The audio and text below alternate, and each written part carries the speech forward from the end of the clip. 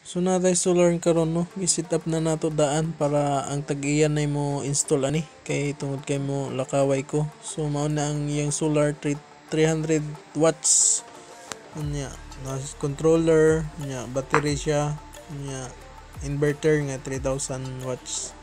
So ang nagastos nato ani 3,600 lang ang natong nagasto ani.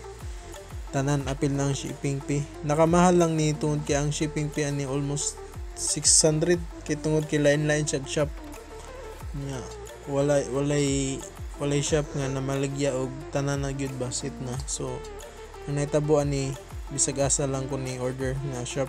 So namili ta nga shop nga good og comments og ratings niya. So mao na siya. So ato ning i-testing sa TV niya.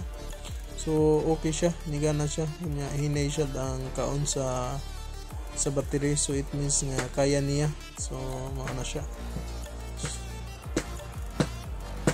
So mao na siya sa kuan ni siya itaod sa Carmen Fatima, Upper Fatima Carmen.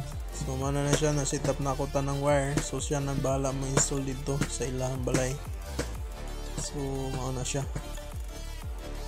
Dako gid ni save ninyo kung puro suga lang.